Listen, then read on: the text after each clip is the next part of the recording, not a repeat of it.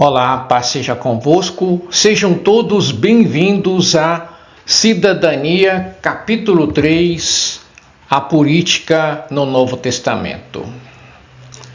Iniciamos a nossa aula mergulhando na complexa e fascinante relação entre a fé cristã e a esfera política, conforme revelada no Novo Testamento.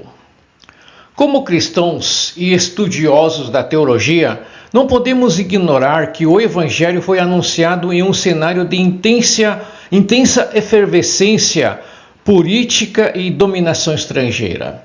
O objetivo desta aula é compreender como o contexto da Palestina sob o domínio romano moldou os conceitos doutrinários que orientam nossa cidadania ainda hoje. Exploraremos desde a resistência dos macabeus até os ensinos fundamentais de Jesus e do apóstolo Paulo sobre a submissão e a responsabilidade civil. E nesta jornada analisaremos como Deus utilizou as estruturas do Império Romano, como as suas leis, estradas e a Pax Romana, para preparar o caminho para a rápida propagação das boas novas. Discutiremos a postura de Jesus frente aos tributos e a autoridade de Pilatos, enfatizando que, embora seu reino não seja deste mundo, ele estabelece princípios claros de conduta para os seus súditos dentro da sociedade humana. Por fim, examinaremos os tratados teológicos do apóstolo Paulo que nos ensinam que toda autoridade é instituída por Deus e que o exercício da cidadania é, em última análise, um ato de consciência diante do nosso Deus Criador. Que esta aula nos capacite a viver de forma digna do reino de Deus, sendo luz e sal em nossa nação. A compreensão da política no Novo Testamento exige um olhar atento para o que aconteceu pouco antes do nascimento de Cristo. O cenário que encontramos nos evangelhos é o resultado de uma série de convulsões políticas na Palestina. Anteriormente, o controle da região estava sob o Antíoco, o Grande, que tinha a aprovação dos judeus. No entanto, o seu sucessor, Antíoco Epifânio, mudou drasticamente essa relação. A sua brutalidade foi sem precedentes, assassinando milhares de judeus e, pior ainda, profanando a religião judaica ao tentar helenizar a Judéia à força. Esta opressão não foi apenas religiosa, mas um ato político de dominação cultural que gerou uma reação violenta.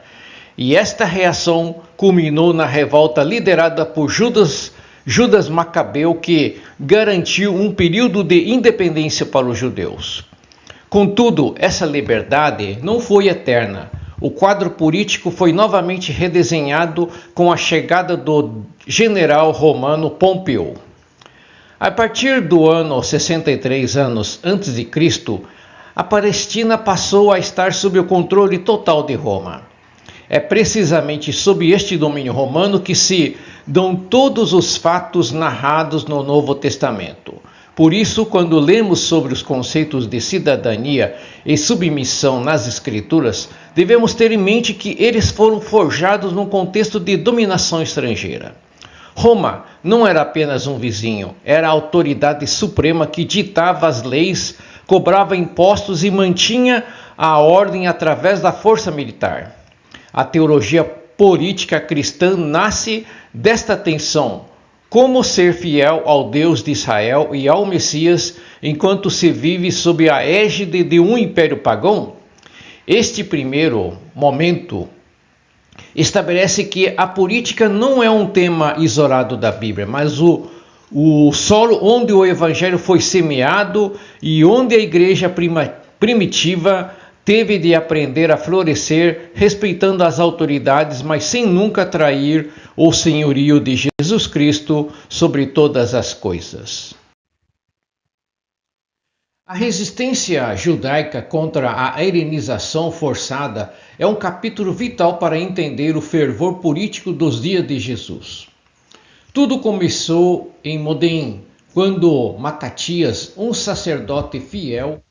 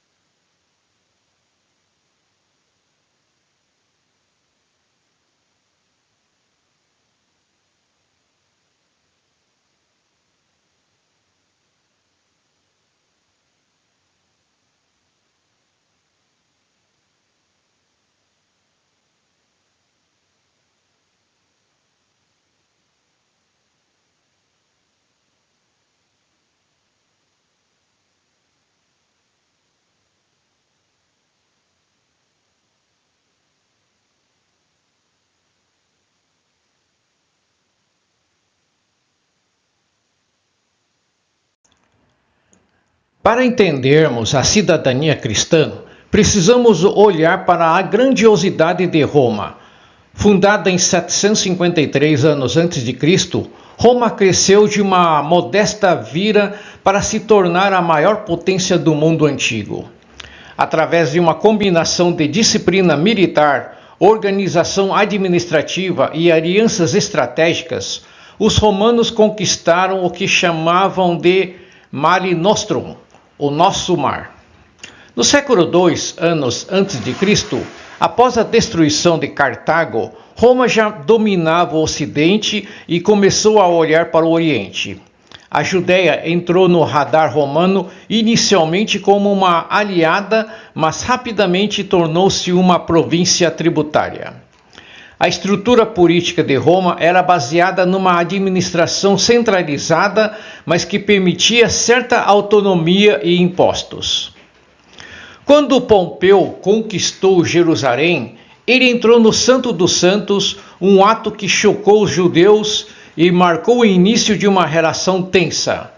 Roma não era apenas uma força conquistadora, era um sistema que unificava povos de diferentes línguas, raças e religiões sob uma única lei e um único imperador.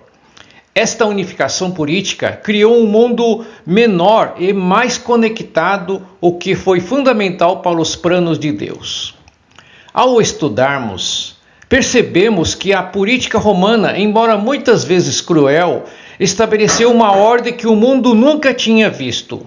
A estabilidade das províncias e a organização burocrática permitiram que a mensagem do Evangelho pudesse transitar de uma região para a outra sem as barreiras constantes das fronteiras em guerra.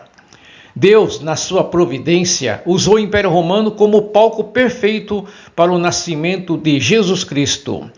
A cidadania terrena, com todas as suas complexidades imperiais, estava a preparar o terreno para o anúncio de uma cidadania muito superior, a do reino de Deus, que estava prestes a ser inaugurado.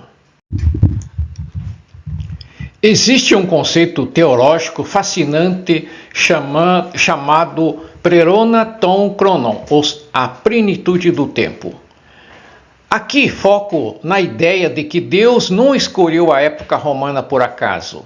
Cada grande civilização anterior deu um contributo. Os judeus deram a revelação espiritual e a esperança messiânica. Os gregos deram uma língua universal, o grego koiné, e a profundidade filosófica. No entanto, foi a Roma que deu a estrutura política e prática necessária para que o cristianismo se tornasse uma religião mundial. A política romana focava na ordem, na organização e na eficiência, criando um ambiente propício para a comunicação em massa. Os romanos eram conhecidos como os maiores construtores e administradores da história, diferente dos gregos, que eram teóricos e especulativos. Os romanos eram pragmáticos. Eles criaram um sistema de leis que protegia os direitos individuais e estabelecia deveres claros. Esta mentalidade política permeou a pregação dos apóstolos. Quando Paulo escreve às igrejas, ele usa frequentemente terminologias romanas para explicar conceitos teológicos como a adoção, a justificação e a cidadania. A estrutura do império serviu de metáfora e de veículo para a verdade eterna. Portanto, como alunos, como professores, como seguidores da palavra de Deus, devemos destacar que Deus é o Senhor das nações e usa governos humanos para cumprir seus propósitos.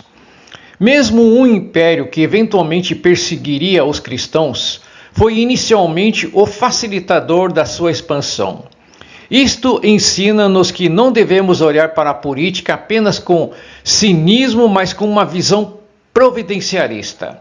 Deus pode usar leis civis, decretos governamentais e a organização de um Estado para abrir portas ao Evangelho. A política de Roma, sob o olhar soberano de Deus, foi o berço necessário para que a mensagem de salvação chegasse aos confins da terra. O direito romano é uma das maiores heranças da humanidade e desempenhou um papel crucial no Novo Testamento. Enquanto a Grécia ensinou o mundo a pensar, Roma ensinou o mundo a governar-se por leis. Este sistema jurídico era baseado no princípio da justiça universal e da igualdade perante a lei para aqueles que possuíam a cidadania romana. O apóstolo Paulo é o exemplo máximo de como um cristão deve usar os seus direitos civis para a glória de Deus. Sendo cidadão romano de nascimento, ele não hesitou em reivindicar os seus privilégios legais quando necessário. Em várias ocasiões, a cidadania do apóstolo Paulo salvou de açoites sem julgamento e de conspirações de morte. Ao apelar para César, Paulo não estava a demonstrar falta de fé, mas sim a usar as ferramentas políticas que Deus lhes deu para garantir que o evangelho chegasse à capital do império. A lei romana permitia uma liberdade de culto relativa e uma proteção contra abusos de autoridades locais.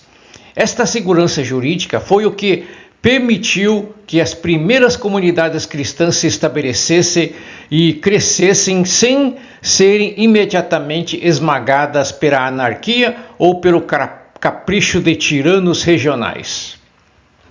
Aqui aprendemos que a cidadania não é apenas um papel, mas uma ferramenta de proteção e influência. O apóstolo Paulo ensina-nos que o cristão não deve ser passivo diante da injustiça legal.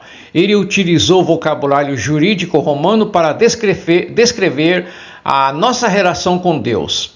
Fomos comprados por preço, adotados como filhos e temos uma herança.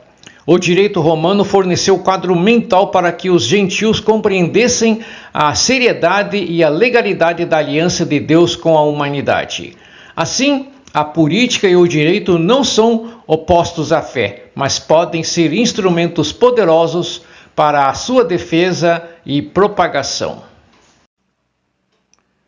A Pax Romana foi um período de relativa paz e estabilidade que durou cerca de 2 séculos. Politicamente, não significou o fim das guerras constantes entre pequenas cidades, estados e tribos rivais. Com a paz garantida pelas legiões romanas, o comércio floresceu e, mais importante, as ideias puderam circular livremente. Para os primeiros cristãos, esta paz foi um presente divino. No mundo em guerra, seria impossível para o apóstolo Paulo ou Pedro cruzarem fronteiras com a facilidade que o fizeram. A política de pacificação de Roma removeu as barreiras físicas e psicológicas entre os povos. Aliada à paz, Roma construiu a mais impressionante rede de estradas da antiguidade. Estas vias não eram apenas caminhos de terra, mas estradas de pedra e concreto construídos para durar milênios. Eles ligavam Roma a todas as províncias, permitindo que exércitos, mercadores e mensageiros viajassem com velocidade e segurança. As estradas romanas foram as artérias por onde o sangue do evangelho correu. O apóstolo Paulo utilizou estas rotas em todas as suas viagens missionárias. A segurança nestas estradas era garantida pela autoridade romana, o que inibia a ação de salteadores e piratas. Aqui destaco que a infraestrutura política e econômica de uma nação pode e deve ser usada para o reino de Deus. Quando um governo investe em transporte, segurança e paz social, ele está, mesmo sem saber, facilitando a missão da igreja. Nós, como cidadãos cristãos, devemos valorizar e contribuir para o desenvolvimento da infraestrutura do nosso país, entendendo que o progresso material pode servir de suporte para o avanço espiritual. A Pax Romana e as suas estradas lembram-nos que Deus é o mestre da logística e usa o trabalho humano para traçar os caminhos da sua salvação. A Palestina dos dias de Jesus era um caldeirão de ideologias políticas misturadas com fervor religioso. Entender estes grupos é fundamental para perceber as armadilhas políticas que armaram para Jesus. Os fariseus, embora focados na lei, tinham uma postura de resistência passiva a Roma e esperavam um Messias político que restaurasse a teocracia. Os saduceus, a aristocracia sacerdotal, eram colaboradores de Roma, preferindo manter os seus privilégios políticos em vez de arriscarem uma revolta. Havia também os herodianos que apoiavam a dinastia de Herodes e viam no compromisso com o poder vigente a única forma de sobrevivência.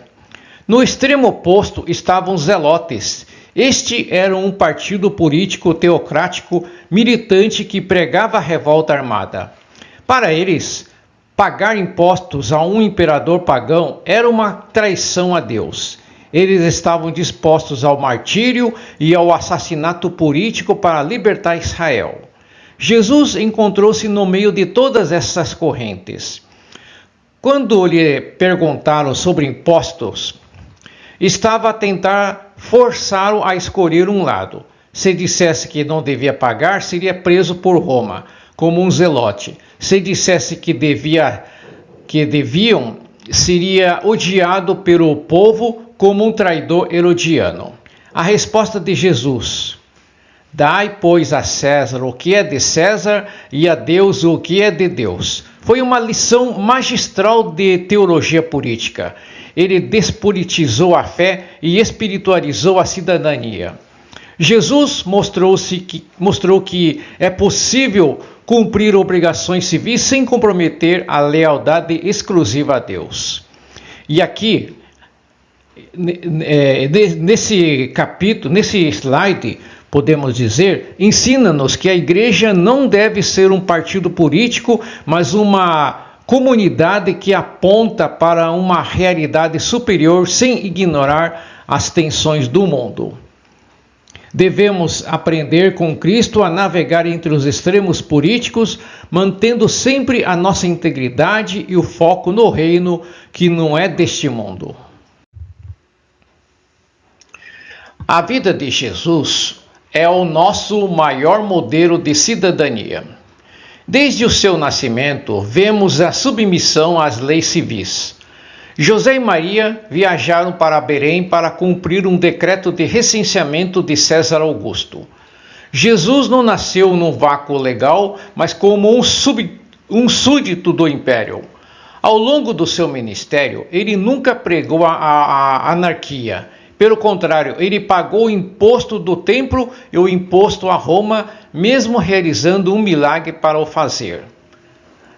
Jesus reconhecia a legitimidade das estruturas governamentais, enquanto elas operavam na sua esfera de competência. O momento mais dramático da interação política de Jesus foi o seu julgamento perante o Pôncio Pilatos. Ali, o rei dos reis estava perante o representante do imperador. Quando Pilatos afirmou ter poder para o crucificar ou soltar, Jesus respondeu com uma verdade teológica profunda: nenhum poder terias contra mim se de cima te não fosse dado. João capítulo 19, versículo 11. Com isto, Jesus estabeleceu que a autoridade de Pilatos era delegada por Deus. Mesmo num julgamento injusto, Jesus não desrespeitou a função da autoridade, mas confrontou a consciência do governante. Aqui, mostra-nos que o cristão deve ser o melhor dos cidadãos, não por medo, mas por princípio. Jesus ensinou que o reino de Deus não se estabelece pela força militar ou pela subversão política, mas pela transformação do coração. No entanto, essa transformação produz frutos de obediência cívica.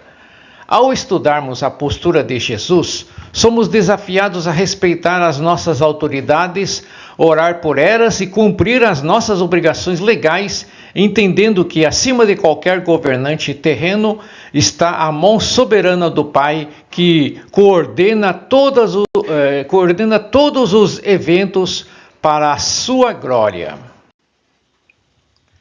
O Sermão do Monte é frequentemente chamado de a Constituição do Reino de Deus. Nele, Jesus estabelece padrões éticos e políticos para os seus seguidores. Ele começa com as bem-aventuranças que invertem os valores do mundo. Os pobres de espírito, os que choram e os mansos são os verdadeiros herdeiros. Isto tem uma implicação política direta. O reino de Deus não é baseado na força ou na opressão, mas na humildade e na justiça. Jesus chama os seus discípulos para serem sal da terra e luz do mundo, funções que exigem uma presença ativa na sociedade. O sal preserva e dá sabor, a luz ilumina e guia. Estas metáforas mostram que o cristão não pode viver isolado. A cidadania cristã exige que influenciemos positivamente a nossa cultura e a nossa política. Jesus também ensinou sobre a importância de ir além da letra da lei. Enquanto a lei civil pode proibir o homicídio, a lei do reino proíbe o ódio. Enquanto a política humana busca o poder sobre os outros, Jesus ensina o serviço. O maior entre vós será o vosso servo. Mateus 23,11. Esta é a política do serviço que deve caracterizar o cristão. E aqui enfatizo que a nossa conduta ética deve ser superior à dos governos terrenos. Não esperamos que o Estado nos torne santos. Nós, como santos, devemos tornar o Estado mais justo através da nossa influência. O cristão que vive o Sermão do Monte é aquele que busca primeiro o reino de Deus e a sua justiça, sabendo que todas as outras coisas, incluindo as necessidades sociais e políticas, serão acrescentadas. A ética do reino é o que nos diferencia como cidadãos de duas pátrias. Servimos fielmente aqui, mas o nosso padrão de conduta vem do céu. Chegamos ao texto fundamental da teologia política cristã, Romanos 13. O apóstolo Paulo, escrevendo para cristãos que viviam no coração do império, muitos dos quais sob o governo de Nero, dá instruções claras. Toda a alma esteja sujeito às autoridades superiores, porque não há autoridade que não venha de Deus. Romanos 13.1. O apóstolo Paulo argumenta que o magistrado é um ministro de Deus para o nosso bem. O papel do Estado é recompensar o bem e punir o mal, mantendo a ordem necessária para a convivência humana. A submissão, portanto, não é apenas um ato de medo do castigo, mas de consciência perante Deus. O apóstolo Paulo detalha deveres específicos, o pagamento de tributos e impostos, o temor e a honra. O cristão não deve ser um sonegador ou um rebelde sem causa.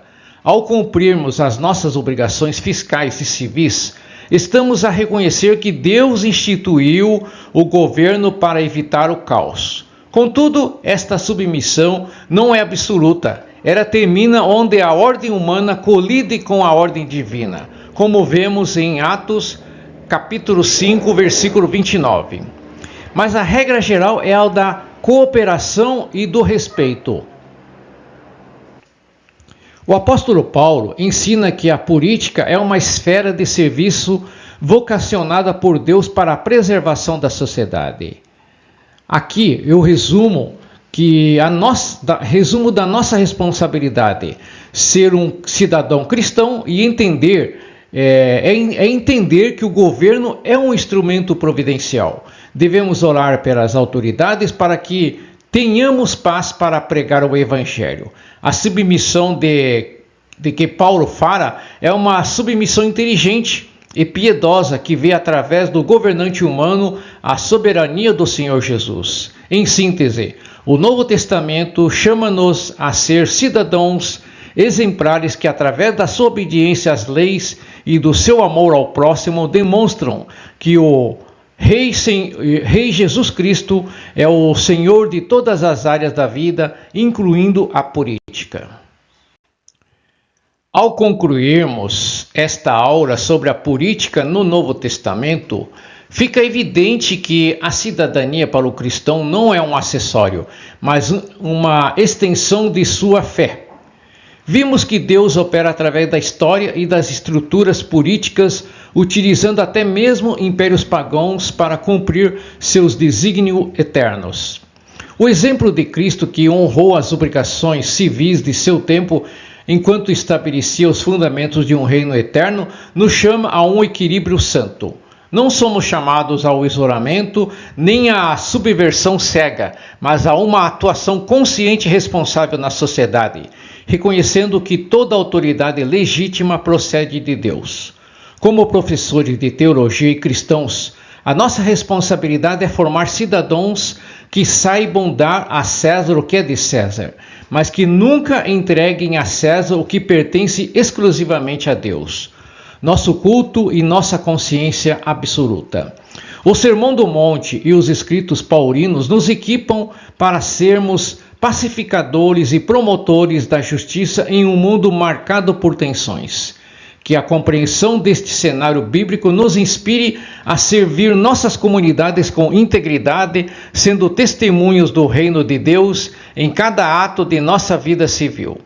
Que a nossa cidadania terrena seja sempre exercida sobre o brilho da nossa cidadania celestial.